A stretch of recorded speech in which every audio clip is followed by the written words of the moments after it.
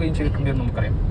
പക്ഷേ മദീന പള്ളിയുടെ തൊട്ടടുത്തുള്ള ഈ പച്ചപ്പുള്ള തോട്ടം അങ്ങനെ മറ്റാർക്കെങ്കിലും കൈമാറാനോ അവിടെ കെട്ടിടങ്ങൾ നിർമ്മിക്കാനോ അനുവദിക്കാതെ അങ്ങനെ തന്നെ നിലനിർത്തിയിട്ടുണ്ട്. വലിയൊരു പ്രാധാന്യമുള്ള ചരിത്ര സ്ഥലമാണ്. അതിന്റെ പേര് ഹദീഖത്തുൽ ബൈഅ എന്നാണ്. ബൈഅത്ത് നടന്ന തോട്ടം എന്നർത്ഥം.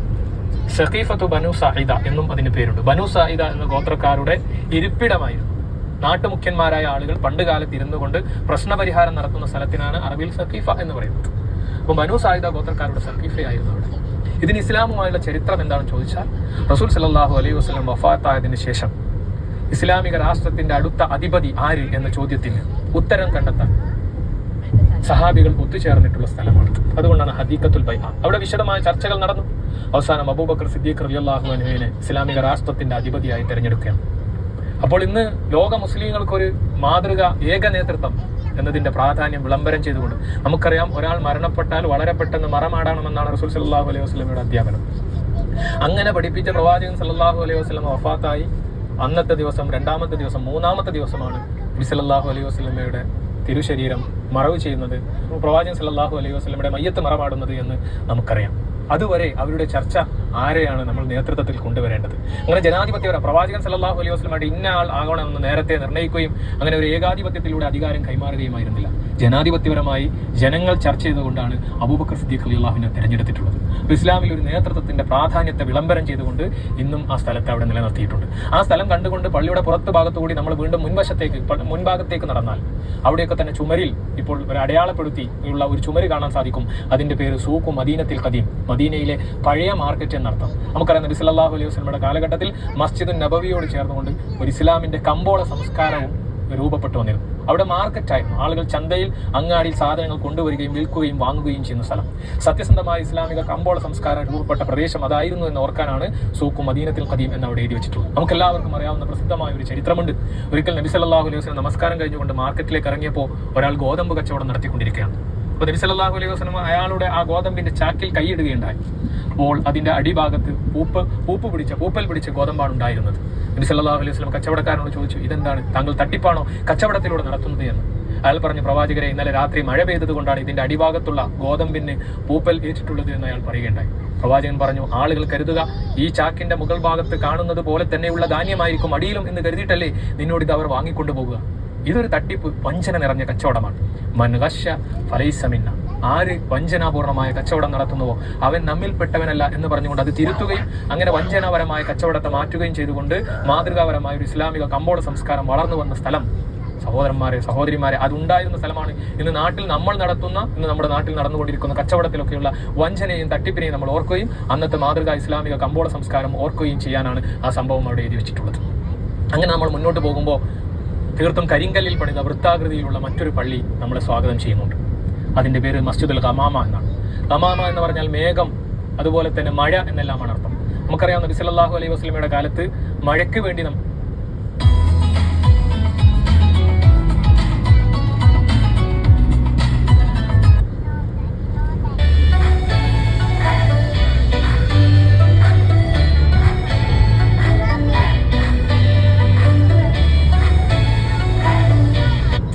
ഈ സ്ഥലത്ത് വെച്ചാണ്.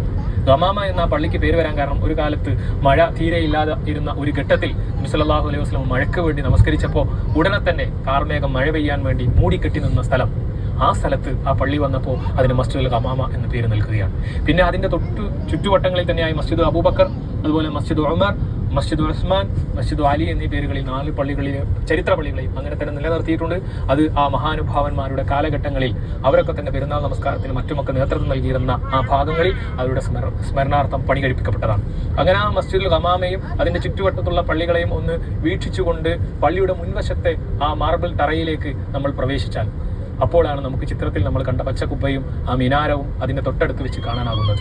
അവിടെ ഇമാം വരുന്ന പള്ളിയിലേക്ക് ഇപ്പോൾ വരികയും പോവുകയും ചെയ്യുന്ന ഭാഗം നമുക്ക് കാണാം.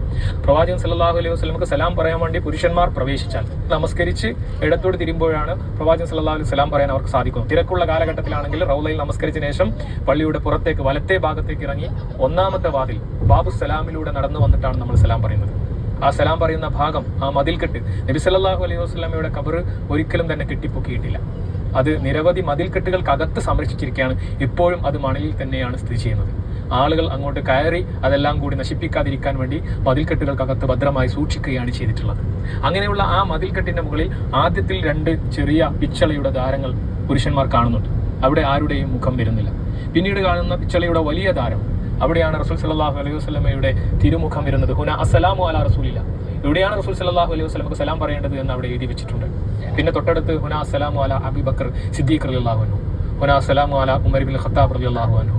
അങ്ങനെ തൊട്ടടുത്തുള്ള 2 ദ്വാരങ്ങളുടെ ആ പിച്ചളയുടെ ഭാഗത്ത് അബൂബക്കർ സിദ്ദീഖ് റളിയല്ലാഹു അൻഹു, ഉമർ റളിയല്ലാഹു അൻഹു നമുക്ക് സലാം പറയാൻ വേണ്ടിയിട്ട് സാധിക്കുന്നു. പിന്നെയും ആ കെട്ടിടത്തിന്റെ ഷേപ്പിൽ 2 ദ്വാരങ്ങൾ കൂടിയുണ്ട്. അവിടെ ആരുടെയും തിരുമുഖങ്ങൾ വരുന്നില്ല. അപ്പോൾ അവിടെ സലാം പറഞ്ഞുകൊണ്ട് നബിയുടെ പേരിൽ സ്വലാത്ത് ചൊല്ലി പുറത്തേക്ക് ഇറങ്ങുമ്പോൾ കാണുന്ന ആ ഡോറും നമുക്ക് പുറത്തുനിന്ന് നോക്കിയാൽ കാണാം ബാബുൽ ബഖി എന്നാണ് അതിന്റെ പേര്, അഥവാ ബഖിയിലേക്ക് തുറക്കുന്ന വാതിൽ. മദീനയിലെ പുരാതനമായ ഖബർസ്ഥാന്റെ പേരാണ് ബഖിഉൽ ഖർഖദി എന്നാണ് അതിന്റെ പേര്. ആളുകൾ ജന്നത്തുൽ ബഖി എന്ന് പറയാറുണ്ട്. ഹദീസിൽ അങ്ങനെ ഉപയോഗിച്ചിട്ടുള്ള ബഖിഉൽ ഖർഖദി എന്നാണ് അതിന്റെ പേര്. ഖർഖദ് എന്ന് പറഞ്ഞാൽ ഒരു തരം മുള്ളു ചെടിയാണ്. അത് കൂടുതലായിട്ടുണ്ടായിരുന്ന വിശാലമായ പ്രദേശം എന്നർത്ഥം. അവിടെയാണ് നബി സല്ലല്ലാഹു അലൈഹി വസല്ലമയുടെ ഉമ്മഹാത്തുൽ മുഅ്മിനീങ്ങളായ, നമ്മുടെയൊക്കെ ഉമ്മമാരായ, വിശ്വാസികളുടെ മാതാക്കളായ നബി സല്ലല്ലാഹു അലൈഹി വസല്ലമയുടെ പ്രിയ പത്നിമാർ ഖദീജ റളിയല്ലാഹു അൻഹയും മൈമൂന റളിയല്ലാഹു അൻഹയും ഒഴികെയുള്ള എല്ലാ, ആയിഷ റളിയല്ലാഹു അൻഹ ഉൾപ്പെടെയുള്ള നബി പത്നിമാരെ ഖബറടക്കിയിട്ടുള്ളത് ബഖീഇലാണ്. അതുപോലെ തന്നെ നബിയുടെ പുന്നാര മകൾ ഫാത്തിമ റളിയല്ലാഹു അൻഹയുടെ ഖബറുള്ളത് ബഖീഇലാണ്. നബി സല്ലല്ലാഹു അലൈഹി വസല്ലമയുടെ അമ്മായി സഫിയ റളിയല്ലാഹു അൻഹ ഉള്ളത് ബഖീഇലാണ്. ഇസ്ലാമിന്റെ 3ാമത്തെ ഭരണാധികാരി ഖലീഫ ഉസ്മാൻ റളിയല്ലാഹു അൻഹു ഉള്ളത് ബഖീഇലാണ്. ഉസ്മാൻ ഇബ്നു മദ്ഊൻ റളിയല്ലാഹു അൻഹു ഉള്ളത് ബഖീഇലാണ്. അതുപോലെ തന്നെ 4 മദ്ഹബുകളുടെ ഇമാമുകളുടെ കൂട്ടത്തിലെ ഏറ്റവും പ്രശസ്തനായ ഇമാം മാലിക് ബിൻ അനസ്, മാലിക്കി മദ്ഹബിന്റെ ഇമാം, അദ്ദേഹം മദീനക്കാരൻ കൂടിയായിരുന്നു. അദ്ദേഹത്തിന്റെ ഖബറും അദ്ദേഹത്തിന്റെ ഗുരുവര്യൻ ഇമാം നാഫിന്റെ ഖബറും ഒക്കെ ഉള്ളത് ഈ ബഖീഇലാണ്. ഒരു ഖബറുകളും കെട്ടിപ്പൊക്കിയിട്ടില്ല. അത്രയും ലളിതമായിട്ടാണ് ഇസ്ലാമിൽ എങ്ങനെയാണോ ഖബറുകൾ സംവിധാനം, അത്രയും ലളിതമാണ്. ആ ഖബറുകൾ കാണുമ്പോൾ സാധാരണ എന്താണ് ഖബറുകൾ കാണുമ്പോഴുള്ള പ്രാർത്ഥന, അതാണ് നമുക്ക് ബഖീ കാണുമ്പോൾ ചെല്ലാനുള്ളത്. അസ്സലാമു അലൈക്കും അഹ്ല ദിയാരി മിനൽ മുഅ്മിനീന വൽ മുസ്ലിമീൻ വ ഇന്നാ ഇൻഷാ അല്ലാഹു ബിക്കും ലലാഹിഖൂൻ നസ്അലുല്ലാഹ ലനാ വലക്കുമുൽ ആഫിയ എന്നാണ് പ്രാർത്ഥന. അല്ലാഹുവിന്റെ രക്ഷയും സമാധാനവും വിശ്വാസികളെ നിങ്ങൾക്കുണ്ടാവട്ടെ. അള്ളാഹു ഉദ്ദേശിക്കുന്ന സമയത്ത് ഞങ്ങളും നിങ്ങളെപ്പോലെ മണ്ണിലേക്ക് വന്നു ചേരുന്നവരാണ്. അള്ളാഹുവിനോട് നിങ്ങൾക്കും ഞങ്ങൾക്കും സൗഖ്യത്തിന് വേണ്ടി ഞങ്ങൾ പ്രാർത്ഥിക്കുന്നു എന്ന പ്രാർത്ഥനയാണ് ഖബർ കാണുമ്പോഴുള്ള പ്രാർത്ഥന. ആ പ്രാർത്ഥന ബഖീയിലെ ഖബർ കാണുമ്പോഴും നമ്മൾ പ്രാർത്ഥിക്കേണ്ടതുണ്ട്. ബഖീഇന് അകത്തേക്ക് പുരുഷന്മാരായ ആളുകൾക്ക് ആ ഖബറിസ്ഥാന്റെ അകത്തേക്ക് പ്രവേശിക്കാം. അതിലൂടെ ഒന്ന് സഞ്ചരിച്ച് നടന്നവർക്ക് തിരിച്ചു പോരാം. സ്ത്രീകൾക്ക് ആ മതിൽക്കെട്ടിന്റെ ഇടതുഭാഗത്തുള്ള മതിൽക്കെട്ടിന്റെ സൈഡിലൂടെ നടന്ന് ഒരല്പം മുന്നോട്ട് പോയാൽ അവർക്കും ആ ഖബറിടങ്ങളിലേക്ക് ഒന്ന് വീക്ഷണം നടത്താവുന്നതാണ്. ഒരു ഖബറുകളും കെട്ടിപ്പൊക്കിയിട്ടുണ്ട്. വളരെ ലളിതമാണ്. ആ ഖബറിസ്ഥാൻ കാണുമ്പോൾ നമുക്ക് മറ്റൊരു യാഥാർത്ഥ്യം കൂടി ഓർമ്മ വരേണ്ടതുണ്ട്. നമുക്കറിയാം നബി സല്ലല്ലാഹു അലൈഹി വസല്ലമയോടൊപ്പം ലക്ഷക്കണക്കിന് സഹാബികൾ, 100,000 ചില്ലാനം സഹാബികൾ ഹജ്ജത്തുൽ വിദായിൽ പങ്കെടുത്തിട്ടുണ്ട് എന്ന് നമ്മൾ കേട്ടിട്ടുണ്ട്. പക്ഷെ മദീനയിലെ ഖബറിസ്ഥാനിൽ ഖബറടക്കിയിട്ടുള്ള സഹാബികളുടെ എണ്ണം 10,000 ആണെന്നാണ് പറയപ്പെടുന്നത്. അപ്പോൾ ബാക്കി സഹാബികളുടെ ഖബറുകൾ എവിടെയാണ്? അത് നമുക്ക് നൽകുന്ന, മദീന നൽകുന്ന മറ്റൊരു പാഠമാണ്. അവരെല്ലാവരും ഇസ്ലാമിന്റെ സന്ദേശത്തിന്റെ പ്രചാരണത്തിന് വേണ്ടി, ഇസ്ലാമിന്റെ ദഅവത്ത് നിർവഹിക്കാൻ വേണ്ടി ലോകത്തിന്റെ പല ഭാഗങ്ങളിലേക്കും പോവുകയായിരുന്നു. മദീനയിൽ മറമാടപ്പെടുന്നവർക്ക് ഞാൻ പ്രത്യേകമായി ഷഫാഅത്ത് പറയുന്നതാണ് എന്ന് നബി സല്ലല്ലാഹു അലൈഹി വസല്ലമയുടെ ഹദീസുണ്ട്. അതൊക്കെ ഉണ്ടായിരിക്കത്തന്നെ അതിനേക്കാളും വലിയ കാര്യം അള്ളാഹുവിന്റെ ദീനിനെ മറ്റുള്ളവർക്ക് എത്തിച്ചു കൊടുക്കലാണ് എന്ന് ആ സഹാബികൾ മനസ്സിലാക്കിയത് കൊണ്ടാണ് അവർ ലോകത്തിന്റെ മറ്റു പല ഭാഗങ്ങളിലേക്കും സഞ്ചരിച്ചത്. അതുകൊണ്ട് മദീന സന്ദർശിക്കുന്നവരോടൊപ്പമുള്ള ഒരു പാഠം, അവർ ഈ ദീനിന്റെ സന്ദേശ പ്രചാരകരായി, ദായിമാരായി മാറേണ്ടതുണ്ട്. അങ്ങനെയാണ് മദീനയിൽ ഉണ്ടായിരുന്ന സഹാബികളൊക്കെ തന്നെ മറ്റു നാടുകളിലേക്ക് പ്രയാണം നടത്തി. അതാണ് നമ്മുടെ ജീവിത മാതൃക എന്നും മദീന നമുക്ക് പഠിപ്പിക്കുന്നുണ്ട്. മദീനയിൽ നമ്മൾ താമസിക്കുന്ന ചുരുങ്ങിയ ദിവസങ്ങൾക്കകം ഈ പള്ളിക്ക് പുറത്തുള്ള മറ്റ് പ്രധാനപ്പെട്ട ചരിത്ര സ്ഥലങ്ങളെയും നമുക്ക് കാണാൻ ഒന്നുകിൽ കൂട്ടായി സഞ്ചരിക്കാം, അല്ലെങ്കിൽ ഹറമിന്റെ പരിസരങ്ങളിൽ നിന്ന് അറബി ഭാഷ അറിയുന്നവർക്കും മറ്റുമൊക്കെ ടാക്സികൾ വിളിച്ചുകൊണ്ടും ഈ പ്രദേശങ്ങളിലൊക്കെ സഞ്ചരിക്കാനുള്ള സൗകര്യങ്ങളുണ്ട്. അതിലേറ്റവും പ്രധാനപ്പെട്ടത് ഉഹുദ് യുദ്ധം നടന്ന സ്ഥലത്താണ്. ഉഹുദിൽ നമുക്ക് പോകാൻ കഴിയുന്നതാണ്. ഉഹുദ് എന്നത് മദീനയിലെ, എന്നാൽ ജസീറത്തുൽ അറേബ്യയിലെ തന്നെ ഏറ്റവും വലിയ ഒരു മലയുടെ പേരാണ്. ഒറ്റപ്പെട്ട് നിൽക്കുന്നതാണ് എന്നാണ് ആ പദത്തിന്റെ അർത്ഥം. മറ്റു മലകളിൽ നിന്ന് ഒറ്റപ്പെട്ട് നിൽക്കുന്ന വലിയൊരു മല. ഏകദേശം 8 കിലോമീറ്റർ അതിന് നീളമുണ്ട് എന്നാണ് ചരിത്രം പറയുന്നത്. 3 കിലോമീറ്ററോളം ചില സ്ഥലങ്ങളിലൊക്കെ അതിന് വീതിയുമുണ്ട്. ഹദീസിൽ നബി സല്ലല്ലാഹു അലൈഹി വസല്ലം ഉഹുദിനെ നിരവധി തവണ പരാമർശിച്ചു.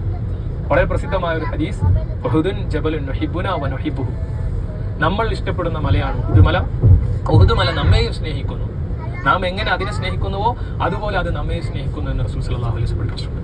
ഈ മലയുടെ മസ്ജിദ് നബവിയിൽ നിന്ന് ഏകദേശം 4 അല്ലെങ്കിൽ 5 കിലോമീറ്ററാണ് ഉഹുദിലേക്കുള്ള അകലം. ഈ മലയുടെ തായ്വാരത്ത് വെച്ച് ഇസ്ലാമിലെ ഏറ്റവും പ്രസിദ്ധമായ 2ാമത്തെ യുദ്ധം നടന്നതിലാണ് അതിന് ഉഹുദ് യുദ്ധം എന്ന് പേര് കിട്ടിയത്. അപ്പോൾ മദീന സന്ദർശിക്കുന്ന ഒരാൾക്ക് ഉഹുദ് സന്ദർശിക്കാൻ സാധിക്കുന്നതാണ്.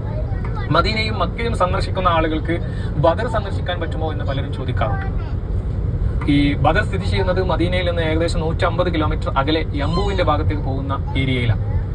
മക്കയിൽ നിന്നും ഏകദേശം 200 കിലോമീറ്റർ അകലത്തിലാണ് ബദർ സ്ഥിതി ചെയ്യുന്നത്. അവിടേക്ക് ഹാജിമാർക്കോ ഉംറക്കോ പോകുന്നവർക്കോ ഔദ്യോഗികമായി സന്ദർശനാനുമതിയില്ല എന്ന് മാത്രമല്ല, സൗദിയിൽ തന്നെ താമസിക്കുന്നവരെയും ഇപ്പോൾ അവിടുത്തെ മതകാര്യ വകുപ്പ് അവിടെ വരാനും അവിടെ അങ്ങനെ വിശാലമായി നോക്കി നിൽക്കാനും സമ്മതിക്കുന്നില്ല. നേരത്തെ അത് അനുവദിച്ചിരുന്നു, ഇപ്പോൾ പല കാരണങ്ങളാലാണ് അത് വിലക്കപ്പെട്ടിരിക്കുന്നത്. അതിൽ ഒരു കാരണം പറയാം, പ്രവാചകൻ സല്ലല്ലാഹു അലൈഹി വസല്ലം ഒരു ചരിത്ര സ്ഥലമായി നിങ്ങൾ സന്ദർശിക്കണം എന്ന് പറഞ്ഞതല്ല, അങ്ങനെ ഒരു മസാറാത്തിൽപ്പെട്ട ഒരു സ്ഥലമല്ല ബദർ എന്നതാണ്. രണ്ടാമത്തത്, പല അന്ധവിശ്വാസങ്ങളും ചെയ്യുന്ന ആളുകൾ അവിടെ ചെല്ലുകയും ദുആ പിടിക്കുകയും മറ്റൊക്കെ ചെയ്തുകൊണ്ട് ഇനി ആരും ഇങ്ങോട്ട് വരേണ്ടതില്ല എന്ന രൂപത്തിൽ അതിന് മുമ്പാകെ സെക്യൂരിറ്റി ഏർപ്പെടുത്തിക്കൊണ്ട് അതിനെ സംരക്ഷിച്ച് നിലനിർത്തിയിരിക്കുകയാണ് ബദർ. അതുകൊണ്ട് അങ്ങോട്ടുള്ള പ്രവേശനം എന്നത് സാഹസികമായതുകൊണ്ടാണ് സംഘങ്ങളൊന്നും അവിടേക്ക് ആളുകളെ കൊണ്ട്. ഇനി ആരെങ്കിലും അവിടെ സന്ദർശിക്കുന്നുണ്ട്, അതൊക്കെ തന്നെ നിയമവിരുദ്ധമായി അവർ നടത്തുന്ന യാത്രകൾ മാത്രമായിട്ടാണ് നമ്മൾ മനസ്സിലാക്കേണ്ടത്. ഏതായിരുന്നാലും മദീന സന്ദർശിക്കുന്ന ഒരാളെ സംബന്ധിച്ചിടത്തോളം ഉഹദിൽ അവർക്ക് ചെന്ന് നിൽക്കാൻ സാധിക്കും. ഉഹദ് യുദ്ധത്തെ സംബന്ധിച്ച് വളരെ വിശുദ്ധ ഖുർആൻ സൂറത്ത് ആൽ ഇംറാനിൽ വിശദമായി അതിനെ പ്രതിപാദിച്ചിട്ടുണ്ട്. നമുക്കറിയാം, വിശ്വാസികൾക്ക് പരാജയം ഏറ്റുവാങ്ങിയ യുദ്ധമാണ് ഉഹദ് യുദ്ധം. പൂർണ്ണ പരാജയം എന്ന് പറയുക സാധ്യമല്ല. അങ്ങനെയാണെങ്കിൽ പിന്നീട് ഇസ്ലാം മദീനയിൽ വളരാനും വികസിക്കാനും പാടില്ലായിരുന്നു. പക്ഷേ വിശ്വാസികൾക്ക് നല്ലൊരു ഷോക്ക് ട്രീറ്റ്മെന്റ്, നല്ലൊരു ചികിത്സ നൽകിയ സ്ഥലമാണ് ഉഹദ് യുദ്ധം എന്ന് പറയുന്നത്. നമുക്കറിയാം, ബദറിൽ വിശ്വാസികൾ വിജയിച്ചു. അന്ന് തന്നെ ഖുറൈശികൾ പറഞ്ഞിരുന്നു, ശത്രുക്കൾ പറഞ്ഞിരുന്നു, കൂടുതൽ ആയുധ സജ്ജരായി, സർവായുധ സജ്ജരായി നിങ്ങളുടെ തട്ടകമാകുന്ന മദീനയിൽ വന്ന് നിങ്ങളെ ഞങ്ങൾ കൈകാര്യം ചെയ്യുന്നത്. അങ്ങനെ 3000-ഓളം വരുന്ന ശത്രു സമൂഹം മക്കയിൽ നിന്ന് മദീനയെ ആക്രമിക്കാൻ വേണ്ടി